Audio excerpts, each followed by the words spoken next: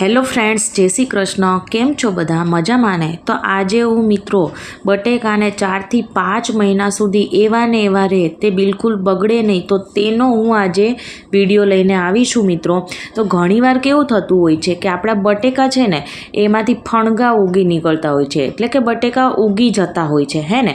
અને ઘણીવાર તો સાવ લંઘાઈ પણ જતા હોય છે, અને ઘણીવાર તો કેવું થાય કે સાવ ઢીલા પણ થઈ જાય છે.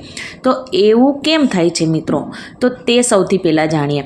તો જો આ રીતના બટેકા એ ઉગી જતા હોય છે, તો જુઓ મિત્રો, આ રીતના બટેકા ભેગા રહે ને તો તેના કારણે તેમાં જો અહીંયા વચ્ચે છે ને ભેજ લાગી જાય છે, અને તેના કારણોસર બટેકા ઉગી જાય છે અથવા તો બગડી જતા હોય છે મિત્રો, જે હેલ્થ માટે બિલકુલ સારા નથી ગણાતા મિત્રો. અને બીજું કારણ કહું તો વાતાવરણમાં ભેજના કારણે પણ બટેકા બગડી જાય છે.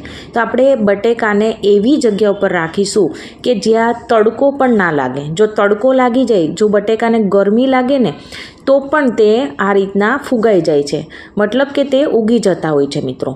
તો વધારે પડતી જે હવા પણ ના લાગતી હોય અને તડકો પણ ના લાગતો હોય, તો એવી જગ્યાએ આપણે બટેકાને મૂકીશું. અને હવે હું તમને બટેકાને 5 મહિના સુધી કેવી રીતે સ્ટોર કરવા, આપણે 5 થી 6 કિલો બટેકાને સ્ટોર કરવાની અહીંયા વાત કરી રહી છું. તો તેને સ્ટોર કરવા આપણે શું કરી શકીએ? તો સૌથી પહેલાં જો આ રીતના વાંસની ટોપલી હોય ને તો તેમાં પણ સ્ટોર કરો ને તો બિલકુલ બટેકા છે એ ઉગશે નહીં મિત્રો. 5 થી 6 મહિના સુધી કઈ બટેકાને નહીં થાય, હું તમને ગેરંટી સાથે કહું છું મિત્રો. અને જો આ રીતના કાણાવાળી કોઈ પણ પ્લાસ્ટિકની તમારી પાસે ટોપલી હોય તો તેમાં પણ તમે બટેકાને રાખી શકો છો. તો જો હું તમને મેજરમેન્ટ સાથે કહું ને તો 1 કિલો બટેકા હોય ને તો આપણે જો આ રીતના એક લસણનો આખો ગાંઠિયો લઈ લેવાનો, અને તેની કળીઓ જો આ રીતના છૂટી છૂટી આપણે બટેકામાં મૂકી દેવાની. તો તેના કારણોસર બટેકા છે ને એ ઉગશે નહીં. 5 મહિના સુધી એવા ને એવા મિત્રો રહેશે મિત્રો.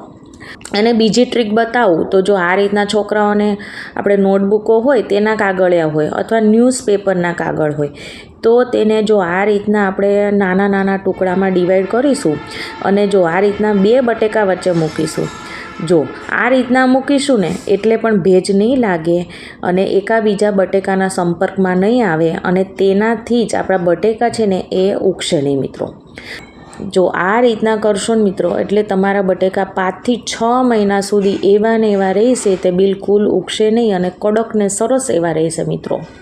જો આ રીતના કરવાનું. અને ત્રીજી ટિપ્સ તમને જણાવું ને તો ડુંગળી બટેકાને એકસાથે ક્યારેય નહીં રાખવાના, કેમ કે ડુંગળીના કારણે બટેકા એ બગડી જતા હોય છે, અને બટેકા રાખવાના કારણે ડુંગળી પણ બગડી જતી હોય છે. તો આ મેઇન કારણો હતા કે જેનાથી તમારા બટેકા બગડી જતા હોય છે. તો જો આ ટિપ્સ તમને જરૂરથી ગમી હશે મિત્રો, અને જો આ ટિપ્સો તમને ગમી હોય તો મારી ચેનલને સબસ્ક્રાઈબ, લાઈક અને શેર કરવાનું ના ભૂલતા. તો આપણે ફરીવાર મળીશું એક નવા જ ઉપયોગી વિડીયો સાથે. Thank you for watching.